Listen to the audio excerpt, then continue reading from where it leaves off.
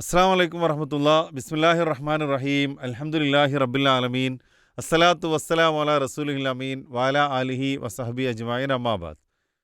സ്നേഹക്കൂടിലേക്ക് നിങ്ങളെല്ലാവരെയും ഹൃദ്യമായി സ്വാഗതം ചെയ്യുകയാണ്. ഇന്നത്തെ ചർച്ചയിൽ നമ്മോടൊപ്പം പങ്കുചേരുന്നത് ബഹുമാനനായ സഹസാറാണ്. നിങ്ങൾക്ക് എല്ലാവർക്കും വേണ്ടി അദ്ദേഹത്തിനെ സ്വാഗതം ചെയ്യാൻ. അസ്സാം വലൈക്കും സാർ. നമ്മൾ എന്താ പറയുക, കുടുംബവുമായി ബന്ധപ്പെട്ടുള്ള കുറേ പ്രശ്നങ്ങൾ ചർച്ച ചെയ്തു. അതുപോലെ പാരൻറ്റിങ്ങുമായി ബന്ധപ്പെട്ട കാര്യങ്ങളൊക്കെ ആയിരുന്നു കഴിഞ്ഞ 2 എപ്പിസോഡിൽ ചെയ്തത്. കഴിഞ്ഞ ദിവസങ്ങളിൽ നമ്മൾ വായിച്ച ചില വാർത്തകൾ, അല്ലെങ്കിൽ അടുത്ത കാലത്തായി പത്രങ്ങളിലൊക്കെ വന്നുകൊണ്ടിരിക്കുന്ന വാർത്തകൾ, അതുപോലെ തന്നെ ആസ് എ ടീച്ചർ നമുക്ക് നമ്മുടെ സ്റ്റാഫ് റൂമുകളിലും അല്ലെങ്കിൽ ഓഫീസ് റൂമുകളിലും അനുഭവിക്കേണ്ടി വന്ന ചില പ്രശ്നങ്ങൾ, അതിലുപരി ചില കാഴ്ചകൾ, പുറത്ത് നിന്ന് കാണുന്ന ചില ഡിറക്റ്റ് എന്താ പറയുക എക്സ്പീരിയൻസുകൾ, ഇതൊക്കെ വെച്ചിട്ടുള്ള ചില ചോദ്യങ്ങൾ നിങ്ങളോട് ചോദിക്കാമെന്നാണ് ഞാൻ ഉദ്ദേശിക്കുന്നത്. ഒന്നുമല്ല, കുടുംബവുമായി ബന്ധപ്പെട്ടാണ്, കുടുംബ ബന്ധവുമായി ബന്ധപ്പെട്ടാണ്. ഏറ്റവും നന്നായി മുന്നോട്ട് പോകേണ്ട ആളുകളാണ് ഭാര്യയും ഭർത്താവും എന്നുള്ളത്. കുടുംബബന്ധത്തിൽ ഏറ്റവും വലിയ റോളുകൾ വഹിക്കുന്ന ആളുകൾ അവരാണല്ലോ. അപ്പോൾ അവിടെ എവിടെയൊക്കെയോ ചില പ്രശ്നങ്ങൾ നമ്മൾ കണ്ടുകൊണ്ടിരിക്കുന്നുണ്ട്. ആസ് എ കൗൺസിലർ എന്നുള്ള നിലയിൽ നിങ്ങൾക്ക് കേസുകൾ ഒരുപാട് കൂടുന്നു. കേസുകൾ കൂടുന്നതിൽ ഒരിക്കലും അൽഹംദുലില്ലാ നമ്മൾ പറയണില്ല. കാരണം അത് കുറയ്ക്കാനുള്ള പരിഹാരങ്ങളാണ് സ്നേഹക്കൂട് നമ്മൾ വെക്കുന്നത്. അവിടെ ഏറ്റവും നന്നായി കുടുംബജീവിതം മുന്നോട്ട് കൊണ്ടുപോകാൻ വേണ്ട ചേരുവകൾ എന്തൊക്കെയാണെന്ന് ചർച്ച ചെയ്താൽ എനിക്ക് ആസ് എ ഹസ്ബൻഡ് എന്നുള്ളതിൽ എനിക്ക് ഉപകരിക്കും, സമൂഹത്തിന് ഉപകരിക്കും. ബിസ്മില്ല. നമ്മളൊരു നല്ല ചിക്കൻ ബിരിയാണി കോഴിക്കോടോ മലപ്പുറത്തൊക്കെ ഫേമസായ, അല്ലെങ്കിൽ തലശ്ശേരിയിലൊക്കെ ഫേമസായ ഒരു ഹോട്ടലിൽ പോയി കഴിക്കുകയാണെന്ന് വിചാരിക്കുക. സ്ഥിരമായിട്ട് പേര് കേട്ട ചില ഹോട്ടലുകളുണ്ട്. അവിടെ സാധാരണഗതിയിൽ ഭക്ഷണത്തിന് തിരക്ക് കൂടുതലാണ്. ഞാൻ മനസ്സിലാക്കുന്നത് അവിടെ പാചകം ചെയ്യുന്ന ആ പാചകക്കാരൻ്റെ കൂട്ട്, ആ ചേരുവകൾ, അത് വളരെ കൃത്യമായി, വളരെ സൂക്ഷ്മതയിൽ അയാൾ തന്നെ ചെയ്യുന്നത് കൊണ്ടാണ് ആ ഭക്ഷണം രുചിപ്രദമാവുന്നത്. അതുകൊണ്ടാണ് കണ്ടമാനം കസ്റ്റമേഴ്സ് അവിടേക്ക് തള്ളിക്കയറുന്നത്. യഥാർത്ഥത്തിൽ ദാമ്പത്യ ജീവിതവും മനോഹരമാക്കാൻ, അല്ലെങ്കിൽ സന്തോഷദായകമാക്കാൻ പറ്റുന്ന ഒരുപാട് ചേരുവകളുണ്ട്, ഇൻഗ്രീഡിയൻസ് ഉണ്ട്. ആ ഇൻഗ്രീഡിയൻസിനെ കുറിച്ചുള്ള അറിവില്ലായ്മ, അതാണ് ഏറ്റവും പ്രധാനപ്പെട്ട ഒരു കാരണം. അപ്പം അത് കൊടുക്കേണ്ടതാരാണ്? സമൂഹമാണ്. കാരണം 18, 19, 20 വയസ്സിലൊരു പെൺകുട്ടി വിവാഹം ചെയ്യപ്പെടുമ്പോൾ കുട്ടിക്ക് പറയാൻ പറ്റില്ലല്ലോ എനിക്ക് ഈ കോഴ്സ് വേണം. അല്ലെങ്കിൽ കല്യാണം കഴിക്കുന്ന ഭർത്താവിൻ്റെ ധാരണ എനിക്കൊക്കെ അറിയാമെന്ന. എന്നാൽ മുതിർന്ന രക്ഷിതാക്കളായ നമ്മുടെ മക്കളെ വിവാഹ ജീവിതത്തിലേക്ക് കൊണ്ടുപോകുന്നതിന് മുമ്പ് നിർബന്ധമായിട്ടും കമ്പൽസറി ആയിട്ട് അവർക്ക് കോഴ്സ് കൊടുക്കണമെന്നാണ് ഞാൻ പറയുന്നത്. ആ കോഴ്സ് ഡിസൈൻ ചെയ്യേണ്ടത് മഹല്ലുകളാണ്. അത് നമ്മൾ സുന്നി മുജാഹിദ് ജമാഅത്ത് വ്യത്യാസമില്ലാതെ എല്ലാവരും അത് ഒരു കമ്പൽസറി കാര്യമായിട്ട് കൊണ്ടുവന്നാൽ ഇവിടെ വലിയ പരിഹാരം ഉണ്ടാവും. അപ്പോൾ അതിൽ ചർച്ച ചെയ്യപ്പെടേണ്ട ഒരു ടൈറ്റിലാണ് ഇന്ന് നമ്മൾ ചർച്ചയ്ക്ക് എടുത്തിരിക്കുന്നത്.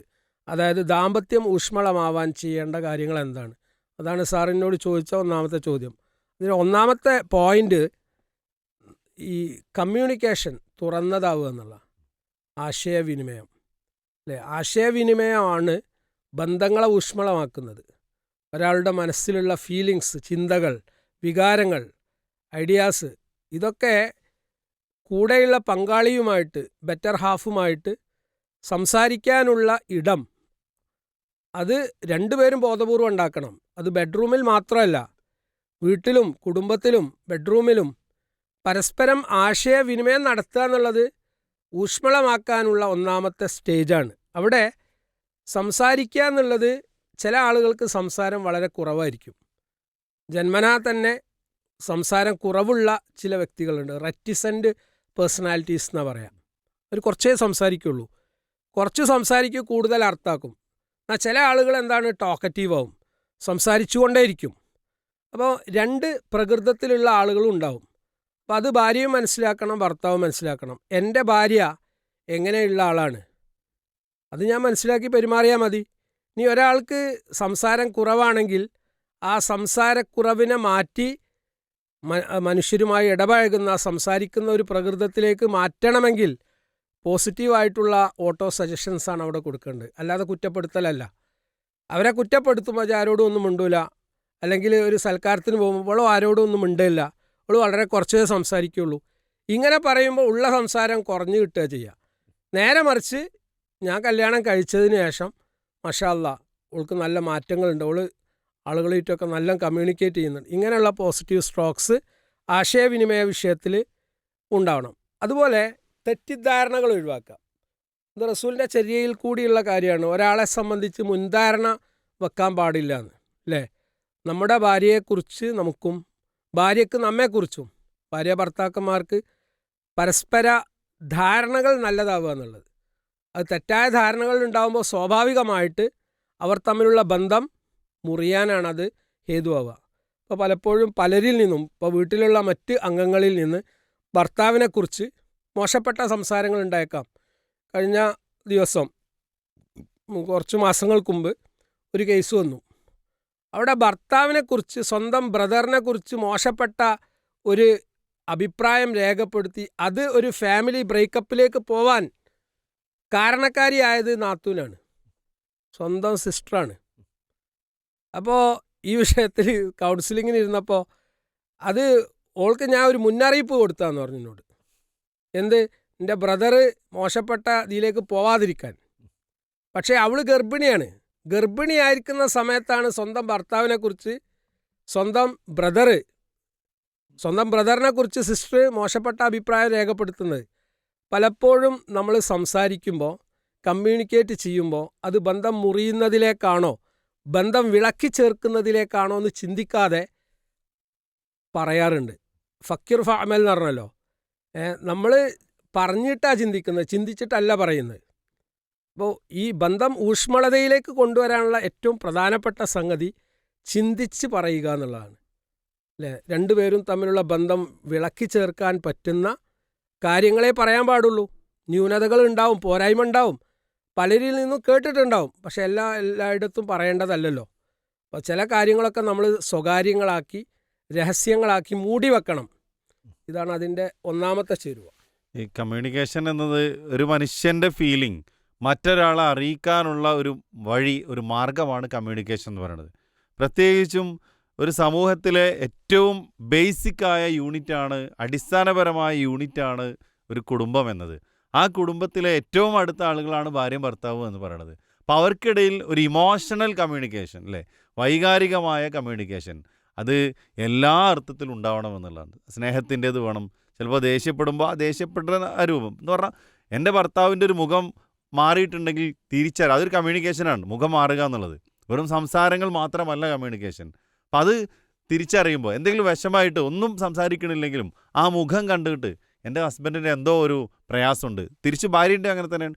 ഭാര്യ വൈകുന്നേരം നമ്മൾ ജോലിയൊക്കെ കഴിഞ്ഞ് വീട്ടിലേക്ക് എത്തുമ്പോൾ ഒരു മൂടിയായിരിക്കുന്നുണ്ട്, ഒന്നും പറയണില്ല, എന്താണെന്ന് ചോദിച്ചിട്ട് പറയണില്ല. പക്ഷെ ആ ഇരുത്തം കണ്ടാൽ സംതിങ് എന്തോ കമ്മ്യൂണിക്കേറ്റ് ചെയ്യാറുണ്ട്. ആ ഒരു ഫീലിംഗ് മനസ്സിലാക്കി നല്ലൊരു ഗുഡ് റാപ്പോ ബിൽഡപ്പ് ചെയ്ത് നല്ല കമ്മ്യൂണിക്കേഷൻ നടത്തി മുന്നോട്ട് പോവുക എന്നതാണ് first ingredient for a better family, for a best family എന്ന് നമുക്ക് പറയാം. രണ്ടാമതായിട്ട് മ്യൂച്വൽ റെസ്പെക്റ്റാണ്. അതായത് ഈ റെസ്പെക്റ്റ് എന്ന് പറഞ്ഞാൽ അള്ളാഹുവിൻ്റെ പ്രവാചകൻ്റെ ചര്യയാണല്ലോ.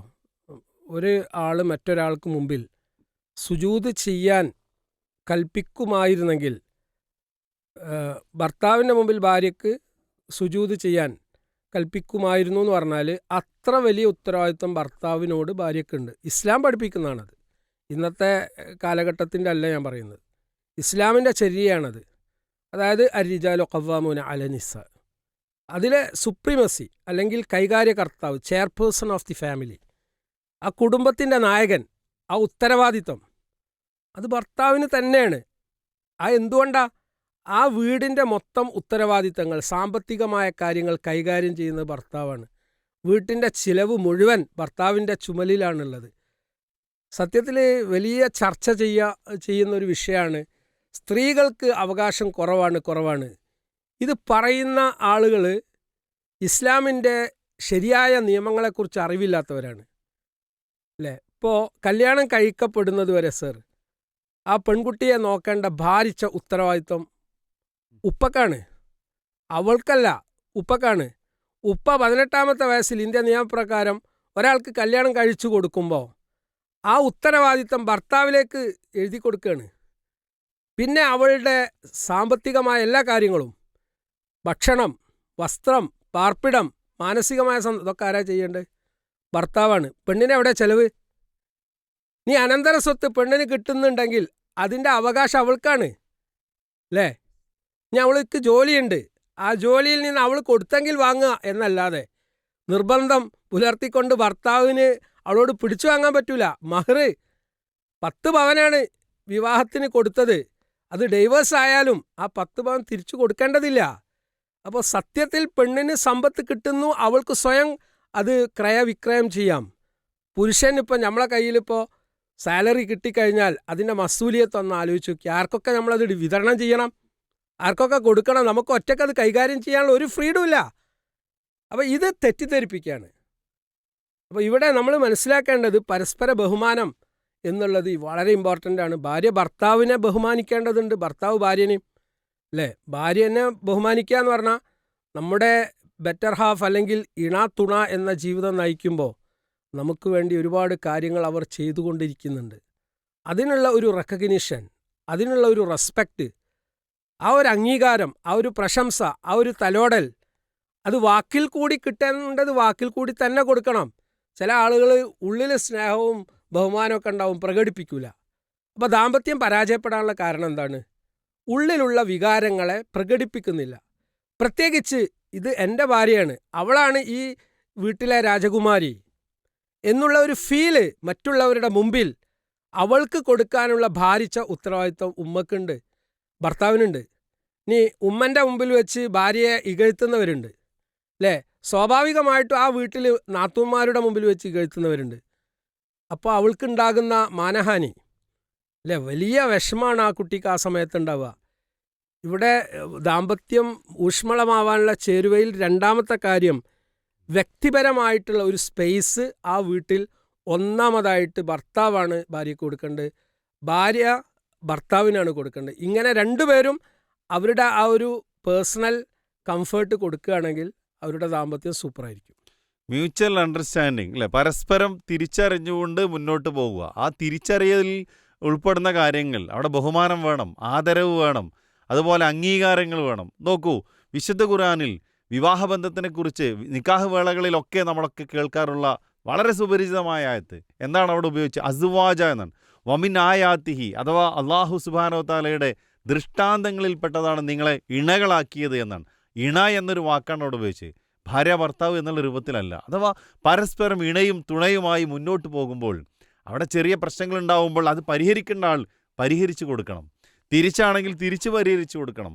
ഒരേപോലെ അല്ലേ, ഒരു വസ്ത്രത്തിൽ എന്തെങ്കിലും ന്യൂനതയുണ്ടെങ്കിൽ അത് മറച്ചു വെക്കുക എന്നുള്ളത് അയാളുടെ ഒരു ഉത്തരവാദിത്വമായതുപോലെ കുടുംബജീവിതത്തിൽ എന്തെങ്കിലും പ്രയാസം ഉണ്ടെങ്കിൽ പുറത്തേക്കിട്ട് അലക്കുന്നതിന് പകരം അത് മറച്ചു വെക്കേണ്ടത് മറച്ചു വെക്കാനും തിരുത്തി കൊടുക്കേണ്ടത് പരസ്പരം പറഞ്ഞ് തിരുത്തി കൊടുക്കാനും, അങ്ങനെ ഒരു മ്യൂച്വൽ അണ്ടർസ്റ്റാൻഡിങ്ങിൽ പരസ്പരം തിരിച്ചറിഞ്ഞ് ആദരവോടെയും ബഹുമാനത്തോടെയും മുന്നോട്ട് പോകാൻ സാധിക്കുക എന്നതാണ് കുടുംബജീവിതം നന്നായി തീരാനുള്ള, ഊഷ്മളമാവാനുള്ള സെക്കൻഡ് പോയിന്റ് നമുക്ക് പറയാം. അതിൽ സർ ഏറ്റവും പ്രധാനം ഒരാളുടെ അഭിപ്രായം അല്ലേ? അഭിപ്രായം ഭർത്താവിന് മാത്രമല്ലല്ലോ, ഭാര്യയ്ക്കും ഉണ്ടാവില്ലേ?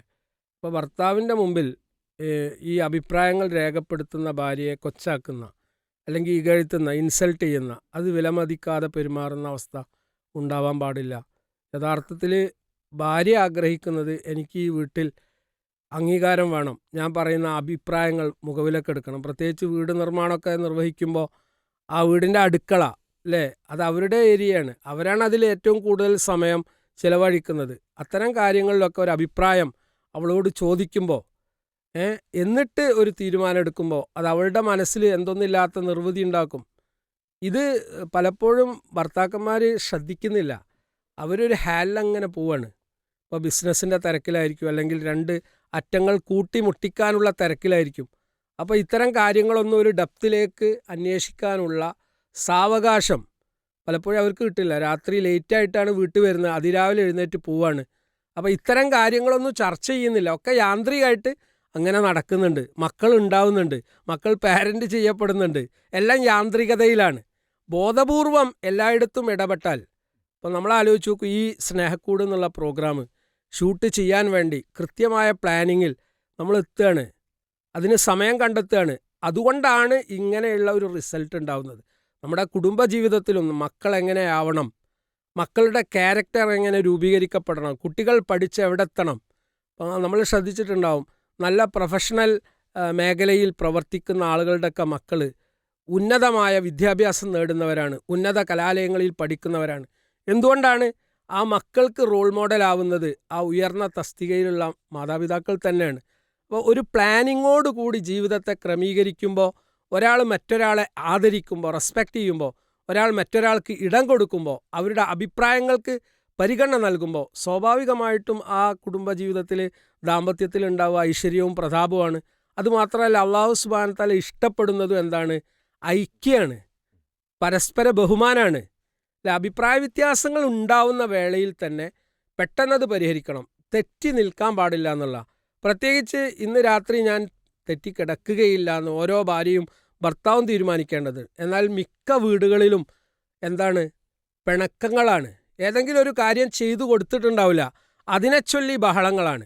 എന്നിട്ട് പിണങ്ങിക്കിടക്കുകയാണ്. എന്നിട്ട് ശാരീരികമായ ബന്ധത്തിൽ നിന്ന് പോലും മാസങ്ങളോളം അകന്നു നിൽക്കുന്ന ഭാര്യ ഭർത്താക്കന്മാരുണ്ട്. ഇത് അവരുടെ ഫ്രസ്ട്രേഷൻ, അവരുടെ മാനസിക സംഘർഷം വർദ്ധിപ്പിക്കുന്നു. നമ്മൾ ശരിക്കും മനസ്സിലാക്കേണ്ട ഒരു പോയിന്റ്, നമ്മൾ ഒരാളുമായി പിണങ്ങി നിൽക്കുമ്പോൾ, അകൽച്ച പാലിക്കുമ്പോൾ നമ്മുടെ ശരീരത്തിൽ ഉൽപ്പാദിപ്പിക്കുന്ന ഒരുപാട് ഹോർമോൺസ് ഉണ്ട്, ഒരുപാട് ഹോർമോൺസ്, കെമിക്കൽസ് ഉണ്ട്. അത് 6 മാസമാണ് ഈ പിണക്കം തുടരുന്നതെങ്കിൽ 6 മാസം അത് ഉൽപ്പാദിപ്പിക്കപ്പെടുകയാണ്. അത് രോഗമാണ്. അതുകൊണ്ടായിരിക്കണം പ്രവാചകൻ സല്ലല്ലാഹു അലൈഹി വസല്ലം പഠിപ്പിച്ചു, നിങ്ങൾ ഒരാളുമായി പിണങ്ങി നിൽക്കുകയാണെങ്കിൽ മാക്സിമം 3 days അല്ലേ. എന്നിട്ട് റസൂൽ സല്ലല്ലാഹു അലൈഹി വസല്ലം പഠിപ്പിച്ചു, നിങ്ങളിൽ നിന്ന് ആരാണ് ഫസ്റ്റ് സലാം പറയുന്നത് അവർക്കാണ് മുന്തിയ പരിഗണന. എന്തിനായിരിക്കും ഇത് പഠിപ്പിച്ചത്? പിണങ്ങി നിൽക്കരുത്, ഇണങ്ങണം അല്ലേ. ഇപ്പം ഇന്ന് മത്സരം നടക്കുന്നത് പിണങ്ങാനാണ്, ചെറിയ നിസ്സാര കാര്യത്തിന്. കഴിഞ്ഞ ദിവസം ഒരു സഹോദരന് കൗൺസിലിങ്ങിന് വന്നപ്പോൾ 2 ഡിവോഴ്സ് നടന്നുണ്ട്. അതിൻ്റെ റീസൺ എന്താണെന്നറിയോ നിങ്ങൾ? ഒരു ഡിവോഴ്സിലേക്ക് എത്തിച്ച സംസാരത്തിൻ്റെ സൂചന അതാണ്. ഫോൺ റീചാർജ് ചെയ്യാൻ വേണ്ടിയിട്ട് ഭർത്താവിനോട് ഭാര്യ പറഞ്ഞു. ഫോൺ വിളിച്ചപ്പോൾ ആദ്യമായി പറഞ്ഞ വിഷയം എന്താ? ഫോൺ റീചാർജ് ചെയ്യണം എന്നുള്ള. അതിനെ ചൊല്ലിയാണ് പ്രശ്നങ്ങൾ ഉണ്ടാവുന്നത്. ഭർത്താവ് പറയുന്നത്, ഓള് വേറൊന്നും എന്നോട് സംസാരിച്ചില്ല, ഇയാൾ സംസാരപ്രിയനാണ്. അപ്പോൾ ഓളെ കാര്യം നടക്കാൻ വേണ്ടിയിട്ട് അത് മാത്രമാണ് സംസാരിച്ചത്. എന്നാൽ പെണ്ണിനെ സംബന്ധിച്ചിടത്തോളം അള്ളാൻ്റെ റസൂല് പഠിപ്പിച്ച ആ ഒരു വളവ് അല്ലേ, ആഷിറൂഹുന്ന ബിൽ മഅറൂഫ് എന്ന് പറഞ്ഞില്ലേ, നിങ്ങൾ അവരോട് ഏറ്റവും മാന്യമായിട്ട് ഡിപ്ലോമാറ്റിക് ആയിട്ടാണ് ടൈസ് വെക്കേണ്ടത്, പെരുമാറേണ്ടത് എന്ന് പറഞ്ഞാൽ ആ പാഠം ഈ സഹോദരന് അങ്ങനെ പ്രീമാരിറ്റൽ ഗൈഡൻസോ ക്ലാസ്സോ ഒന്നും അവർക്ക് കിട്ടിയിട്ടില്ല. അതുകൊണ്ടാണ് ഞാൻ ഈ വിഷയം ചേരുവ നന്നായി വിളമ്പണമെങ്കിൽ, പറഞ്ഞു കൊടുക്കണമെങ്കിൽ അതിനെക്കുറിച്ചുള്ള ബാലപാഠങ്ങൾ നമ്മുടെ കമ്മ്യൂണിറ്റിയിൽ വിപുലമായി അറിയപ്പെടേണ്ടതുണ്ട്. അതാണ് രണ്ടാമത്തെ. സാർ, ഈ കാര്യം പറയുമ്പോൾ ഇതിൻ്റെ സാന്ദർഭികമായിട്ട് നമ്മൾ പറയണം, നമ്മൾ പിന്നെ വിസ്ഡം യൂത്തിൻ്റെ കീഴിൽ മവദ്ദ എന്ന പേരിൽ പ്രീമറൈറ്റൽ കൗൺസിലിംഗ് പല സ്ഥലങ്ങളിലായിട്ട് നടത്തുന്നുണ്ട്. പ്രത്യേകിച്ച് പീസ് റേഡിയോയിൽ ഈ ഒരു പ്രോഗ്രാം കാണുന്ന കേൾക്കുന്ന ആളുകൾ തങ്ങളുടെ വിവാഹപ്രായമെത്തി ആൺകുട്ടികളാവട്ടെ പെൺകുട്ടികളാവട്ടെ 2 പേർക്കും വ്യത്യസ്തമായ പ്രോഗ്രാമുകൾ ഈ പറഞ്ഞതുപോലെയുള്ള നല്ല കുടുംബജീവിതം നയിക്കാൻ വേണ്ട അത്യാവശ്യ ഘടകങ്ങൾ എന്തൊക്കെയാണ്, ആ കാര്യങ്ങൾ വെച്ചുകൊണ്ട് വളരെ നല്ല പ്രോഗ്രാമുകൾ പലതും നടത്തി കഴിഞ്ഞു. പല ജില്ലകളിലും അതിനുള്ള പ്ലാനിങ് കൂടി ഉണ്ട് എന്ന് ഈ ഒരു അവസരത്തിൽ സൂചിപ്പിക്കുകയാണ്. അപ്പോൾ നല്ല രൂപത്തിലാണ്, നല്ല ഇൻഗ്രീഡിയൻസ് ആണ് നമ്മൾ കൊടുക്കുന്നത്. അടുത്തൊരു ബന്ധം ഊഷ്മളമാവാൻ വേണ്ടിയുള്ള ഒരു കാര്യം, പരസ്പരം റെസ്പെക്റ്റിൻ്റെ ഭാഗമാണ് പരിഹസിക്കാതിരിക്കുക അല്ലേ. ഈ പരിഹാസ വാക്കുകൾ, കുത്തുവാക്കുകൾ, ബിലിറ്റിൽ ചെയ്യൽ, ഒരാളെ കൊച്ചാക്കി സംസാരിക്കുക, 2 പേരും ചെയ്യാൻ പാടില്ല. പരിഹസിക്കാൻ പാടില്ല. അത് വിശുദ്ധ ഖുർആൻ്റെ അധ്യാപനം കൂടിയാണ്. സൂറത്ത് ഹുജറാത്തിൽ നമുക്ക് കേൾക്കാൻ പറ്റുന്ന ആയത്ത്, ഒരു സമൂഹം മറ്റൊരു സമൂഹത്തെ, അല്ലെ ഒരു വ്യക്തി മറ്റൊരു സമൂഹത്തെ എന്ത് ചെയ്യാൻ പാടില്ല? ഇങ്ങനെ കളിയാക്കാൻ പാടില്ല, 2ാം പേര് വിളിക്കാൻ പാടില്ല. അപ്പോൾ ഇങ്ങനെയൊക്കെയുള്ള പേരുകൾ പരസ്പരം പണങ്ങുമ്പോൾ അങ്ങോട്ട് പറഞ്ഞു പോകും അല്ലേ.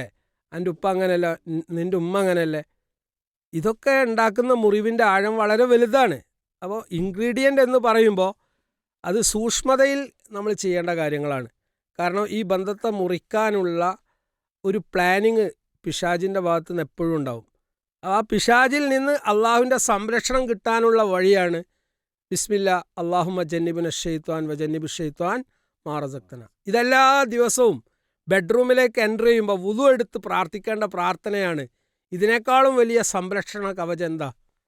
അതൊരു ഇൻഗ്രീഡിയൻ്റ് അല്ലേ? പ്രാർത്ഥന എന്നുള്ളതാണ് ഏറ്റവും പ്രധാനപ്പെട്ട ഇൻഗ്രീഡിയൻ്റ്. അത് സദാസമയവും അഖിമി സ്വലാത്ത് അലി ദിക്രി, അത് വലിയ ഇൻഗ്രീഡിയൻ്റാണ് നിസ്കാരം എന്നുള്ളത്. കാരണം എൻ്റെ മനസ്സിന് കൺകുളിർമ നൽകാൻ ഞാൻ ഉപയോഗിക്കുന്ന മീൻസ് എന്ന് പറയുന്നത്, മാർഗം എന്ന് പറയുന്നത് നിസ്കാരമാണ് അല്ലേ? നമസ്കാരത്തിൽ കൂടി എനിക്ക് കൺകുളിർമ ലഭിക്കട്ടെ എന്നുള്ള പ്രവാചകൻ്റെ ആ ഒരു പ്രാർത്ഥന. അപ്പോൾ നമ്മുടെ ജീവിതത്തിൽ ഭാര്യയും ഭർത്താവും തമ്മിൽ ഫർലായ നമസ്കാരങ്ങൾ ഭാര്യ നിസ്കരിക്കുന്നുണ്ടോ, ഭർത്താവ് നിസ്കരിക്കുന്നുണ്ടോ, സുന്നത്തായ നമസ്കാരങ്ങൾ നിർവഹിക്കുന്നില്ലേ? ഇത്തരം മതപരമായ വിഷയങ്ങളിൽ പരസ്പര ധാരണയും പ്രോത്സാഹനങ്ങളും ശിക്ഷണവും അല്ലേ, ശിക്ഷണം കൊടുക്കാൻ പറ്റണം. അപ്പോൾ ഭാര്യ നിസ്കരിക്കുന്നില്ല. അപ്പോൾ ഈ അടുത്ത് ഒരു കേസ് ഞാൻ ഡീൽ ചെയ്തത്, അതുമായി ബന്ധപ്പെട്ട ഒരു ടോക്ക്, നിഖാബ് ധരിക്കണ്ടേ, മഫ്ത ധരിക്കണ്ടേ അല്ലേ? അതായത് ഓരോന്നിനും അതിൻ്റേതായ പ്രാധാന്യങ്ങളുണ്ട്. അപ്പോൾ മത വിഷയങ്ങൾ പ്രാധാന്യത്തോടുകൂടി കണ്ടുകൊണ്ടാണ് വിവാഹം കഴിക്കേണ്ടത് എന്ന് പറയുമ്പോൾ ആ മത വിഷയത്തിൽ നമ്മൾ പ്രാധാന്യം കൊടുക്കുക തന്നെ വേണം. അത് പിന്നെ ഉണ്ടായിക്കോളും. അതാണ് ഇപ്പോഴത്തെ ഒരു ട്രെൻഡ്. അതൊക്കെ കുട്ടി നല്ല വിദ്യാഭ്യാസമുണ്ട്, നല്ല തറവാടിയാണ്, നല്ല സൗന്ദര്യമുണ്ട്, ദീനിനെക്കുറിച്ച് അതൊക്കെ ഉണ്ടാവൂലേ?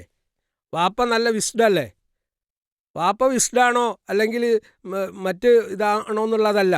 ഓരോ കുട്ടിക്കും ഇൻഡിവിജ്വൽ ആയിട്ടുള്ള ആ ഒരു ഡെപ്ത് മതപരമായ വിഷയങ്ങളിലുണ്ടോ എന്ന് നമ്മൾ പ്രത്യേകമായിട്ട് അന്വേഷിക്കണം. അന്വേഷിച്ചു വേണം അത്തരം കാര്യങ്ങൾ നമ്മൾ തിരഞ്ഞെടുക്കാൻ. പ്രാർത്ഥനകൾക്ക് ഏതൊരു കാര്യത്തിലും മഹത്തായ പങ്കുണ്ടെന്ന് നമുക്കറിയാം. അപ്പോൾ പ്രാർത്ഥനകൾ നിത്യജീവിതത്തിൽ പ്രാവർത്തികമാക്കുക എന്നത് പ്രത്യേകിച്ച് നമ്മൾ ശ്രദ്ധിക്കുക. അത് പ്രഭാത പ്രാർത്ഥനകൾ, പ്രദോഷ പ്രാർത്ഥനകൾ, അതിലുപരി ദാമ്പത്യ ജീവിതത്തിലേക്ക് കടന്നു വരുമ്പോഴുള്ള പ്രാർത്ഥനകൾ, കുടുംബത്തിൽ പാലിക്കേണ്ട പ്രാർത്ഥനകൾ, വിശുദ്ധ ഖുർആൻ പാരായണം, ഇതിലൊന്നും വീഴ്ച വരുത്താതിരിക്കാൻ നമ്മൾ പ്രത്യേകം ശ്രദ്ധിക്കണം. അതോടൊപ്പം തന്നെ ചേർത്ത് വെച്ച കാര്യത്തിലേക്ക് വരും അല്ലേ, പരസ്പരം അഭിമാനം സംരക്ഷിക്കാൻ നമുക്ക് സാധിക്കണമെന്നാണ്. ഹജ്ജത്തുൽ വദാഇൻ്റെ വേളയിൽ പോലും മഹാനായ റസൂൽ സല്ലല്ലാഹു അലൈഹി വസല്ലമ പഠിപ്പിച്ചത്, ഈ നാട് പോലെ, ഈ സമയത്തിനെ പോലെ, ഈ മാസത്തിൻ്റെ പ്രത്യേകത പോലെ നിങ്ങളുടെ ഓരോരുത്തരുടെയും അഭിമാനം അവിടെ ആണെന്നോ പെണ്ണെന്നോ വേർതിരിച്ചിട്ടില്ല, ഭർത്താവെന്നോ ഭാര്യയെന്നോ വേർതിരിച്ചിട്ടില്ല, മക്കളെന്നോ പിതാക്കളെന്നോ വേർതിരിച്ചിട്ടില്ല. അഥവാ ഓരോ മനുഷ്യരും ഓരോ വ്യക്തിത്വമാണ്. അവിടെ ഓരോരുത്തരുടെയും അഭിമാനം കാത്തു സംരക്ഷിക്കാൻ, പരസ്പരം കാത്തു സൂക്ഷിക്കാൻ നമുക്ക് സാധിക്കണം എന്നുള്ള. അത് പ്രത്യേകിച്ചും ശ്രദ്ധിക്കേണ്ടത് ഭാര്യ ഭർത്താക്കന്മാരാണ്. എവിടെയെങ്കിലും ഒരു ചെറിയ ഇൻസിഡൻറ്റ് സംഭവിക്കുമ്പോഴേക്കും, ഒരു ചെറിയ എന്തെങ്കിലും അഭിപ്രായ വ്യത്യാസങ്ങൾ ഉണ്ടാക്കുമ്പോഴേക്കും എല്ലാം പരസ്പരം അങ്ങോട്ടും ഇങ്ങോട്ടും അലക്കേണ്ടവരല്ലല്ലോ നമ്മൾ, ഇണങ്ങേണ്ടവരല്ലേ, പിണങ്ങേണ്ടവരല്ലല്ലോ. അപ്പം ആ ഒരു അർത്ഥത്തിൽ അഭിമാനത്തിന് ക്ഷതം വേറ്റ് കഴിഞ്ഞാൽ അതൊരിക്കലും പിന്നീടൊരു മാറാ മുറിവ് പോലെ എന്നും ഹേർട്ട് ചെയ്യുന്ന, എന്നും അസ്വസ്ഥപ്പെടുത്തുന്നതായിരിക്കും. അപ്പം അതുകൊണ്ട് ആ അഭിമാനങ്ങൾ പരസ്പരം കാത്തു സംരക്ഷിക്കാൻ, കാത്തു സൂക്ഷിക്കാൻ ഭാര്യ ഭർത്താക്കന്മാർക്ക് സാധിക്കണമെന്ന് പറയാൻ. പിന്നെ പ്രധാനപ്പെട്ട വിഷയം എന്ന് പറഞ്ഞാൽ ക്വാളിറ്റി ടൈം അല്ലേ? ഏതൊരു മനുഷ്യൻ്റെയും ജീവിതത്തിലെ ഏറ്റവും മൂല്യമുള്ള സമയം. ബിസിനസ്സുകാരുണ്ടാവും, ടീച്ചേഴ്സ് ഉണ്ടായിരിക്കും, മറ്റ് പല പ്രൊഫഷനിലും വർക്ക് ചെയ്യുന്നവരുണ്ടാവും. പക്ഷേ നമ്മൾ വീട്ടിലെത്തുന്ന ഒരു സമയമുണ്ട്. ആ സമയം ഇപ്പോൾ ആഫ്റ്റർ മഗ്‌രിബ് പ്രത്യേകിച്ച് ആ ക്വാളിറ്റി ടൈം നമ്മൾ നമ്മുടെ ഭാര്യയുടെ മക്കളുടെ കൂടെ സമയം ചിലവഴിക്കുക എന്നുള്ളതിന് വലിയ പ്രാധാന്യമുണ്ട്. അവിടെ നമ്മൾ ഈ മൊബൈൽ ഫോണിൽ നിന്ന്, ടെക്നോളജിയിൽ നിന്ന് രക്ഷപ്പെടാൻ ഒരു സമയം കൂടി കണ്ടെത്തണം. സ്ക്രീൻ ടൈമിനെ നമുക്ക് പരിമിതപ്പെടുത്താൻ, ചുരുക്കി കൊണ്ടുവരാൻ പറ്റണം. വലിയൊരു പരാതിയായിട്ട് ഇപ്പോൾ നടന്നുകൊണ്ടിരിക്കുന്നത്, വീട്ടിൽ ഭർത്താവ് എത്തുന്നുണ്ട്, പക്ഷേ വീട്ടിലെത്തിയാൽ അദ്ദേഹത്തിൻ്റെ ഫോൺ സോണിലേക്കും ഞാൻ എൻ്റെ ഫോണിൽ, രണ്ടാളും രണ്ട് ഫോണുമായിട്ട് മക്കളുടെ ലോകത്തേക്കും. ഇവിടെ നമ്മുടെ ഏറ്റവും മൂല്യമുള്ള സമയത്തെ മക്കളോടൊപ്പം, ഭാര്യയോടൊപ്പം, ഭർത്താവിനോടൊപ്പം സമയം പങ്കുവെക്കാൻ നമ്മൾ ശ്രദ്ധിക്കുക. അത് ബോധപൂർവ്വം നമ്മൾ ശ്രദ്ധിക്കേണ്ട കാര്യമാണ്. പക്ഷെ അവിടെ ഒന്നിച്ച് നിൽക്കണമെങ്കിൽ ഷണ്ട കൂടുന്ന സംസാരങ്ങൾ ഒഴിവാക്കി പരസ്പരം യോജിക്കാവുന്ന വിഷയങ്ങൾ ചർച്ചയിലേക്ക് എത്തിക്കുക എന്നുള്ളതാണ്. ഈ ഷണ്ട കൂടേണ്ട, അഭിപ്രായ വ്യത്യാസങ്ങളുള്ള വിഷയങ്ങളുണ്ടെങ്കിൽ അത് ഭാര്യയും ഭർത്താവും തമ്മിൽ സ്വകാര്യമായിട്ട് ചർച്ച ചെയ്യുക. മക്കളുടെ മുമ്പിൽ വെച്ചിട്ട് കോലാഹലങ്ങൾ ഉണ്ടാവാതിരിക്കാൻ ശ്രദ്ധിക്കുമ്പോൾ മാത്രമേ ദാമ്പത്യം ഊഷ്മളമാവുള്ളൂ. അവിടെ എപ്പോഴും നമ്മൾ ശ്രദ്ധിക്കേണ്ടത്, യാത്ര കഴിഞ്ഞ് ജോലി കഴിഞ്ഞ് ക്ഷീണിച്ച് അവശനായി വീട്ടിലേക്ക് വരുന്ന ഭർത്താവിനെ ഇതാ നളറ ഇലൈഹ സർറത്തുക എന്ന് പറയും. ഇതാ നളറ ഇലൈഹ സർറത്തുക റസൂല് പഠിപ്പിച്ച ഏറ്റവും നല്ല പെണ്ണിൻ്റെ, ഏറ്റവും നല്ല ഭാര്യയുടെ ലക്ഷണമായി പഠിപ്പിച്ചത് നീ അവളിലേക്ക് നോക്കിയാൽ അവൾ നിനക്ക് സന്തോഷം നൽകുന്നു എന്നാണ്. അപ്പോൾ ആ ഒരു പ്ലീസിങ് മോഡിലായിരിക്കണം ഭാര്യ ഭർത്താവിനെ സ്വീകരിക്കേണ്ടത്. ഭാര്യയും ചിലപ്പോൾ ജോലിക്ക് പോകുന്ന ഭാര്യയായിരിക്കാം, എന്നാൽ പോലും ഭർത്താവിന് കിട്ടേണ്ട ഒരു അവകാശമാണെന്ത്? ആ സന്തോഷം. കാരണം സമാധാനം, ലി തസ്കുനു ഇലൈഹ എന്ന് പറഞ്ഞത് സമാധാനത്തോടുകൂടി ചെന്ന് ചേരേണ്ട ഒരു കേന്ദ്രമാണ് വീട്. അപ്പോൾ ആ വീടിനെ ആ രൂപത്തിൽ പ്ലാൻ ചെയ്യാൻ ഭാര്യ മാത്രം വിചാരിച്ചിട്ട് കാര്യമില്ല, മക്കൾ കൂടി വിചാരിക്കണം. അപ്പോൾ ഷെയർ ദി ഡ്യൂട്ടീസ്. വീട്ടിലിപ്പോൾ 3-4 മക്കളുണ്ടെങ്കിൽ എല്ലാ ജോലിയും ഉമ്മയുടെ തലയിലാണ്. അത് നമ്മൾ ശ്രദ്ധിക്കേണ്ട ഒരു കാര്യമാണ്. വസ്ത്രം അലക്കുന്ന വാഷിംഗ് മെഷീൻ ഉമ്മയാണ്, അല്ലേ? വീട് തുടക്കുന്ന ആ തുടപ്പ്, ആ യന്ത്രമല്ല, ആ തുടപ്പ് നടത്തുന്നത് ഉമ്മയാണ്. മക്കൾ അവിടെ എങ്ങനെ പഠിക്കുകയാണ്? എല്ലാറ്റിനും മറുപടി എന്താണ്? ഞങ്ങൾക്ക് ഒരുപാട് പഠിക്കാനുണ്ട്. പഠിക്കണ്ടെന്നോട് ആരെങ്കിലും പറയുന്നുണ്ടോ? പക്ഷെ പഠിക്കുന്നതിനിടയിൽ ചെയ്യാൻ പറ്റുന്ന ഒരുപാട് കാര്യങ്ങളുണ്ട്. നേരത്തെ ഒരു എപ്പിസോഡിൽ നമ്മൾ ചർച്ച ചെയ്ത വിഷയം രാവിലെ നേരത്തെ എഴുന്നേൽക്കുക എന്നുള്ളത്. അത് വീടിൻ്റെ ബർക്കത്താണ്, അല്ലേ? അമുസ്ലിം സഹോദരങ്ങൾ പോലും അവരൊക്കെ കൃത്യമായി ക്ലാസ്സിൽ പരാമർശിക്കുന്ന വിഷയമുണ്ട്. ഞാൻ എപ്പോഴും ഓർക്കുന്നത് ഡോക്ടർ അലക്സാണ്ടർ ജേക്കബ് സാറിൻ്റെ ഒരു ക്ലാസ്സിൽ ഞാൻ കേട്ട വിഷയം എന്താ? 4 മണിക്ക് എഴുന്നേൽക്കുന്നവർ, വിജയം വരിച്ച ഉയരങ്ങളിലെത്തുന്ന ആളുകളൊക്കെ നേരത്തെ എഴുന്നേൽക്കുന്നവരാണ്. നമ്മെ സംബന്ധിച്ചിടത്തോളം നമ്മൾ വിശ്വാസികളാണ്. തഹജ്ജുദ് നിസ്കരിക്കുന്ന ഒരാൾ നേരത്തെ എഴുന്നേൽക്കുന്നവരും നിസ്കരിക്കുന്നവരാണ്. അത് മനസ്സിന് നൽകുന്ന ആനന്ദം എത്ര വലുതാണ്! കാരണം സ്പിരിച്വൽ കണക്ഷൻ വിത്ത് അള്ളാഹ്, ആത്മീയമായിട്ട് അള്ളാഹിനോടുള്ള ലിങ്ക് സ്ട്രോങ് ആക്കിക്കൊണ്ട് പിന്നെ അടിമകളിലേക്ക് നീങ്ങുകയാണ്, അല്ലേ? നമ്മുടെ ചുറ്റുപാടുമുള്ള കുടുംബങ്ങളിലേക്ക്, മറ്റുള്ളവരിലേക്ക്. അപ്പോൾ ഇബാദത്തിന് ചൈതന്യം വർദ്ധിപ്പിക്കണം. അപ്പോൾ മാത്രമേ ദാമ്പത്യം സൂപ്പറാവുള്ളൂ. കാരണം ഇതിനുള്ള തൗഫീക്ക് നൽകേണ്ടത് ആരാണ് സർ? അള്ളാഹുവാണ്. അള്ളാഹു നമുക്ക് ബർക്കത്തും സന്തോഷവും സമാധാനവും തരണമെങ്കിൽ അള്ളാഹിനോട് നമ്മൾ നന്ദി കാണിക്കേണ്ടേ? നമ്മുടെ ഭാഗത്തുനിന്ന് സംഭവിച്ച അബദ്ധങ്ങൾക്ക്, തെറ്റുകൾക്ക് അള്ളാഹിനോട് നമ്മൾ മാപ്പ് ചോദിക്കേണ്ടേ? ഇവിടുന്നാണ് നമുക്ക് സന്തോഷം കിട്ടുള്ളൂ. അപ്പം ഈ ദാമ്പത്യം ഊഷ്മളമാവുക എന്നുള്ളത് അള്ളാഹിൻ്റെ ഔദാര്യമാണ്. അതുകൊണ്ടാണ് ബാറക് അല്ലാഹു ലക്കുമാ വ ബാറക അലൈക്കുമാ വ ജമാ ബൈനക്കുമാ ഫി ഖൈർ എന്ന് പ്രാർത്ഥിക്കാൻ പറഞ്ഞത്. അവിടെ മലക്കുകൾ ആ പ്രാർത്ഥനയ്ക്ക് ആമീൻ പറയുന്നില്ലേ?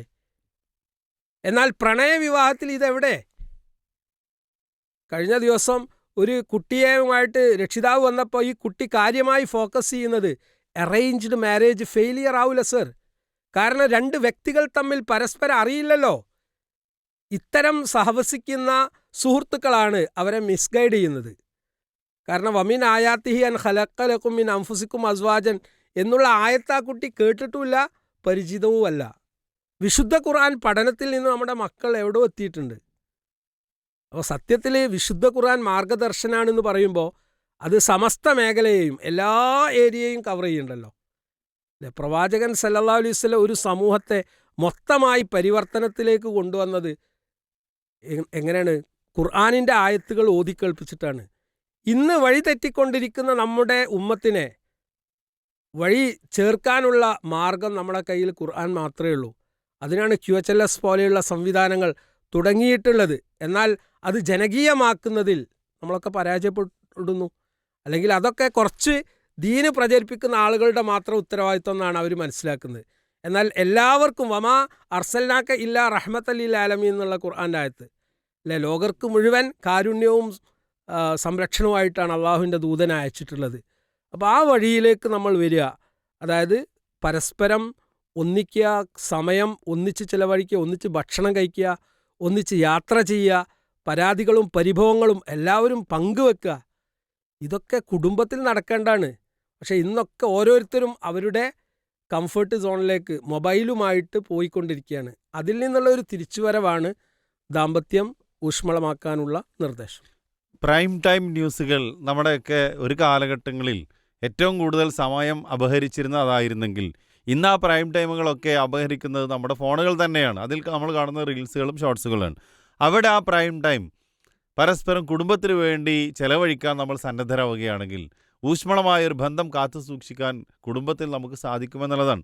അതോടെ മക്കൾ വേണം, ഭാര്യ വേണം, ഭർത്താവ് വേണം, എല്ലാവരും തമ്മിലൊരു ക്വാളിറ്റി ടൈം ഉണ്ടായാൽ അത് കുടുംബം ഏറ്റവും നന്നായിട്ട് മുന്നോട്ട് പോകാൻ നിമിത്തമാവും, കാരണമാവും എന്നുള്ളതാണ്. അപ്പം അതുപോലെ തന്നെ പ്രധാനമാണ് അറിവിൻ്റെ മേഖലയിൽ ഒരുമിച്ച് സമയം ചെലവഴിക്കുന്നത്, അതുപോലെ ഒരുമിച്ച് ഭക്ഷണം കഴിക്കുന്നത്, ഒരുമിച്ച് യാത്രകൾ നിർവഹിക്കുന്നത്, ഒരുമിച്ച് പ്രോഗ്രാമുകൾക്ക് പോകുന്നത്, ഇല്ല പല മേഖലയിൽ. ഇപ്പോൾ വിശുദ്ധ ഖുർആൻ പഠനത്തിന് കുടുംബാംഗങ്ങൾ എല്ലാവരും ഒരുമിച്ച് പോകുന്നൊരു സാഹചര്യം. അപ്പോൾ ഈ ക്വാളിറ്റി ടൈം എവിടെയാണ് നമ്മൾ ഇൻവെസ്റ്റ് ചെയ്യുന്നത്, എവിടെയാണ് നമ്മൾ ചിലവഴിക്കുന്നത്, അതിനനുസരിച്ചാണ് നമ്മുടെ കുടുംബം ഉണ്ടാവുക എന്നുള്ളതാണ്. അവിടെ നന്മയുടെ വഴിയിൽ കുടുംബം ഒന്നിച്ച് സമയം ചെലവഴിച്ച് കഴിഞ്ഞാൽ തീർച്ചയായും ദാമ്പത്യ ബന്ധം ഊഷ്മളമായിട്ട് മുന്നോട്ട് പോകുമെന്നുള്ളതാണ്. പിന്നെ വേണ്ട സർ പരസ്പര പിന്തുണയും പ്രോത്സാഹനവുമാണ് അല്ലേ. ഇപ്പോൾ നമ്മൾക്ക് ഓരോരുത്തർക്കും ഓരോ ഭർത്താക്കന്മാർക്കും ഓരോ ഏരിയ ഉണ്ട്, ഓരോ ഭാര്യമാർക്കും അവരുടേതായിട്ടുള്ള അഭിരുചികളുണ്ട്. അപ്പോൾ അത് പരസ്പരം പ്രോത്സാഹിപ്പിക്കുക. ഇപ്പോൾ എൻ്റെ ഭാര്യ എഡ്യൂക്കേറ്റഡ് ആണെങ്കിൽ അവൾക്ക് ഇൻട്രസ്റ്റഡ് ആയ ഒരു ഏരിയ ഉണ്ടാവും, അത്തരം കാര്യങ്ങളിലായിരിക്കും അവർ ശ്രദ്ധ കേന്ദ്രീകരിക്കുക. അപ്പോൾ അതിനു വേണ്ട പ്രോത്സാഹനങ്ങൾ ഭർത്താവ് എന്നുള്ള നിലയിൽ ഞാൻ ചെയ്യണം. ഭർത്താവായ എനിക്ക് ഇൻട്രസ്റ്റഡ് ആയ ഒരു ഏരിയ ഉണ്ട്, ആ ഏരിയയിൽ ഞാൻ കമ്മ്യൂണിറ്റി സർവീസ് ചെയ്യുമ്പോൾ അതിനുള്ള പ്രോത്സാഹനങ്ങൾ, സപ്പോർട്ടീവായ ഒരു മെക്കാനിസം എൻ്റെ ഭാര്യയുടെ ഭാഗത്തുനിന്ന് മക്കളുടെ ഭാഗത്തുനിന്ന് ഉണ്ടാകുമ്പോൾ ആ ബന്ധം ഊഷ്മളമാവും. ഫോർ എക്സാമ്പിൾ, ഞാൻ കൗൺസിൽ ചെയ്യുന്ന ആളാണ് അല്ലേ.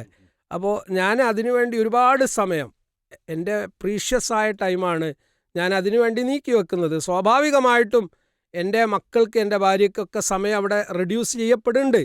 എന്നാൽ അത് ഒരു ബർക്കത്ത് ചെയ്യപ്പെടുന്ന കാര്യം കൂടിയാണെന്ന് ഞാൻ മനസ്സിലാക്കുന്നു അല്ലേ. മറ്റുള്ളവർക്ക് വേണ്ടി നമ്മൾ നമ്മുടെ ഏറ്റവും പ്രീഷ്യസായ കാര്യങ്ങൾ ചെയ്യുമ്പോൾ അത് മുഖേന അള്ളാഹു ഒരുപാട് ഖൈറുകൾ നമുക്ക് നൽകുമെന്നുള്ള ഉത്തമ ബോധ്യം എനിക്കുണ്ട്, ഞാനത് അനുഭവിക്കുന്നുണ്ട്. അപ്പോൾ അവർ അതിൽ ക്ഷമിക്കുമ്പോൾ അവർക്ക് അതിൽ പ്രതിഫലമുണ്ട്. എന്നാൽ കുടുംബത്തോടൊപ്പം ഞാൻ എൻ്റെ പ്രീഷ്യസ് സമയം ചെലവഴിക്കുകയും വേണം. ഇങ്ങനെ പരസ്പരം പ്രത്യാശയോടുകൂടി ജീവിതത്തെ ക്രമീകരിക്കുക എന്നുള്ള ആ ഒരു പിന്തുണയും പ്രോത്സാഹനവുമാണ് ഭാര്യയും ഭർത്താവും തമ്മിൽ ഉണ്ടാവേണ്ടത്.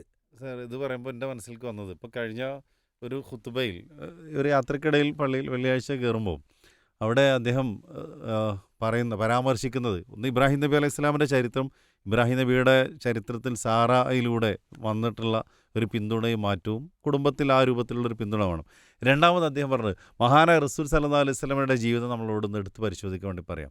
റസൂലിന് താങ്ങും തണലുമായി എല്ലാവരും എതിരിട്ട സമയത്തും റസൂലിൻ്റെ കൂടെ അടിയുറച്ച് സാമ്പത്തികമായും മാനസികമായും ശാരീരികമായും പിന്തുണ നൽകിയത് മഹദിയായ ഖദീജ റളിയല്ലാഹു അൻഹ അല്ലേ എന്നുള്ളതാണ്. ഒരു വലിയൊരു ചോദ്യം. അതുകൊണ്ടാണ് സർ അവിടെ ആമുൽ ഹുസൈൻ, അതെ അതെ, അത് വല്ലാത്തൊരു വർഷം. ആ പേര് സ്വന്തം ഭാര്യ മരിച്ചതിൻ്റെ ആ ഒരു വർഷത്തിന് അല്ലേ, ആ ഒരു ദിനത്തിനല്ല, ആ ഒരു വർഷത്തിന് ആമുൽ ഹുസൈൻ, ദുഃഖത്തിൻ്റെ വർഷമാണ്, എൻ്റെ ഖദീജയെ നഷ്ടപ്പെട്ട വർഷമാണെന്ന് റസൂൽ പറഞ്ഞത്. അപ്പോൾ ഞാൻ ആ ഒരു ഖുത്ബ കേട്ടപ്പോഴാണ്, അല്ലെങ്കിൽ ആ കേട്ടുകൊണ്ടിരിക്കുന്ന സമയത്ത് എൻ്റെ മനസ്സിൽ വന്നതിൽ മഹാനായ റസൂൽ സല്ലല്ലാഹു അലൈഹി വസല്ലമയുടെ എല്ലാ കാര്യത്തിലും പേടിച്ച് വിറച്ച് ഓടി വരുമ്പോൾ, ഇപ്പോൾ നമുക്ക് അങ്ങനത്തെ ഒരു സാഹചര്യമാണെന്നുണ്ടെങ്കിൽ ഭൂരിഭാഗം ഭാര്യമാരും നോർമലി പ്രതികരിക്കുന്നത് നമുക്കറിയാം അല്ലേ.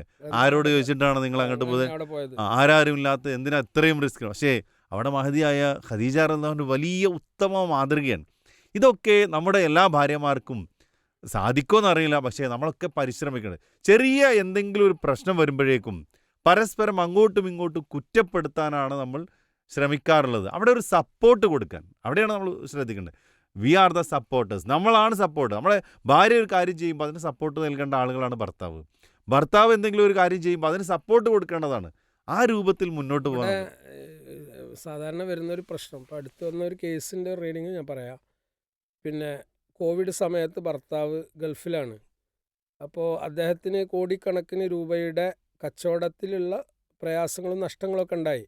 അപ്പം അദ്ദേഹം പറയാണ്, എൻ്റെ ഭാര്യ ആ സമയത്ത് ഒരു ക്രൈസിസ് എൻ്റെ ലൈഫിൽ വന്ന സമയത്ത് എന്നെ പിന്തുണയ്ക്കേണ്ട, എന്നെ സപ്പോർട്ട് ചെയ്യേണ്ട, എന്നെ അന്വേഷിക്കേണ്ട ആ ഉത്തരവാദിത്തം അവർക്കുണ്ടല്ലോ. പക്ഷെ അതിനെ ചൊല്ലി ഒരു അന്വേഷണം പോലും എൻ്റെ ഭാര്യ എന്നോട് നടത്തിയില്ല. ഇതാണ് അയാളുടെ വലിയ സങ്കടം. അപ്പോൾ തിരിച്ച് അവൾക്ക് വന്ന ഒരു പ്രതിസന്ധി, അവൾ പഠിക്കാൻ വേണ്ടിയിട്ട് ഒരു പ്രൊഫഷണൽ കോഴ്സിന് ചേർന്നു. അപ്പോൾ അവൾ നേരിടുന്ന പ്രശ്നം എന്താണെന്ന് വെച്ചാൽ, അവൾക്ക് അവളുടെ സ്വന്തം വീട്ടിൽ നിന്നിട്ട് ഈ കോഴ്സിന് പോയിട്ട് ഒരു വർഷം കൊണ്ട് അത് പൂർത്തീകരിക്കണം.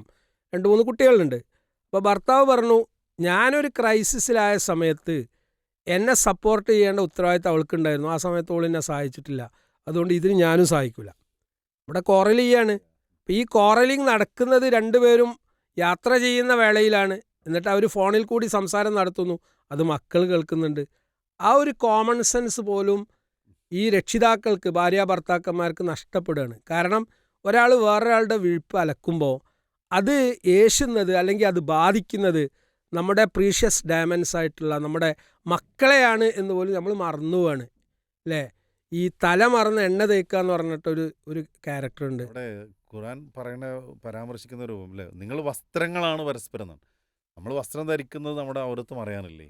അപ്പോൾ അവിടെ വസ്ത്രമായി മാറേണ്ട ആളുകൾ വിവസ്ത്രരായി അങ്ങോട്ടും ഇങ്ങോട്ടും വസ്ത്രം വലിച്ചു കീറുന്ന അവസ്ഥയിലേക്കാണ് എത്താറുള്ളത് എന്നുള്ളതാണ്. പിന്തുണ കൊടുത്തിട്ടില്ല എങ്കിലും ഈ വിഴുപ്പ അലക്കലൊന്ന് നിർത്തിയാൽ തന്നെ ഒരു മനസ്സമാധാനത്തോട് കൂടിയിട്ട് മുന്നോട്ട് പോകാൻ പറ്റും എന്നുള്ളതാണ്. ഏതായിരുന്നാലും നമ്മുടെ ഇന്നത്തെ ഒരു സമയം അതിക്രമിച്ചിട്ടുണ്ട് എന്നാണ് എനിക്ക് തോന്നുന്നത്. കുടുംബവുമായി ബന്ധപ്പെട്ട കാര്യങ്ങളാകുമ്പോൾ അതിലേക്ക് പല കാര്യങ്ങളും നമ്മുടെ ലൈവ് എക്സ്പീരിയൻസുകൾ ഇപ്പോൾ പറയുമ്പോഴായിരിക്കും ഓരോ സംഭവങ്ങൾ ജീവിതത്തിൽ നടന്ന നേരിട്ട അനുഭവങ്ങളൊക്കെ പങ്കുവെക്കാം. എന്തായിരുന്നാലും ഇത് പൂർത്തീകരിച്ചിട്ടില്ല. അടുത്ത ഒരു എപ്പിസോഡിൽ ഇതിൻ്റെ ബാക്കിയുള്ള ഇൻഗ്രീഡിയൻസ് കൂടി നമുക്കൊക്കെ ഞാനാണ് വെയിറ്റ് ചെയ്യണത്. കാരണം എൻ്റെ കുടുംബജീവിതം നന്നാക്കണമെന്നാണ് ഞാൻ ഏറെ ആഗ്രഹിക്കുന്നത്. ആ ഒരർത്ഥത്തിൽ നമ്മുടെ പ്രേക്ഷകരും അതുപോലെ തന്നെയാണെന്നാണ് പ്രതീക്ഷിക്കുന്നത്. ഇത്രയും നല്ല ഒരു ചർച്ച നമ്മൾക്ക് സമ്മാനിച്ച, നല്ല ഉപദേശങ്ങൾ നൽകിയ സഹസ്രങ്ങളുടെ നന്ദി പ്രാർത്ഥന നിർവഹിക്കുകയാണ്. നിങ്ങളുടെ പ്രാർത്ഥനയിൽ പീസ് റേഡിയോ ഉണ്ടാവണം, സ്നേഹക്കൂടുണ്ടാവണം, നമ്മുടെ പണ്ഡിതന്മാരുണ്ടാവണം. കൂടുതൽ കാര്യങ്ങളൊക്കെ പഠിച്ച് ഇതുപോലെ നമ്മളിലേക്കൊക്കെ എത്തിക്കാനും അതിലുപരി ജീവിതത്തിൽ പ്രാവർത്തികമാക്കാനും നമുക്കും അവർക്കുമൊക്കെ അള്ളാഹു തൗഫീക്ക് നൽകുമാറാവട്ടെ. നമ്മുടെ കുടുംബങ്ങളിൽ അള്ളാഹു എല്ലാവിധ നന്മയും ചെരിയുമാറാവട്ടെ. നമ്മുടെ ഇഹലോകവും പരലോകവും അള്ളാഹു നല്ലതാക്കി തീർക്കുമാറാവട്ടെ. നമ്മളിൽ വരുന്ന ചെറുതും വലുതുമായ എല്ലാ തെറ്റുകളും പാളിച്ചകളുമൊക്കെ അള്ളാഹു പുറത്തു തരുമാറാവട്ടെ. കുടുംബത്തിൽ മക്കൾ ഒക്കെ നല്ല കൺകുളിർമയുള്ള മക്കളായിട്ട് അള്ളാഹു നമ്മുടെ മക്കളെ നിലനിർത്തട്ടെ എന്ന് പ്രാർത്ഥിക്കുകയാണ്. വാഖിർ ദഅ്വാനാ അൽഹംദുലില്ലാഹി റബ്ബിൽ ആലമീൻ. അസ്സലാമു അലൈക്കും വറഹ്മത്തുള്ളാഹി.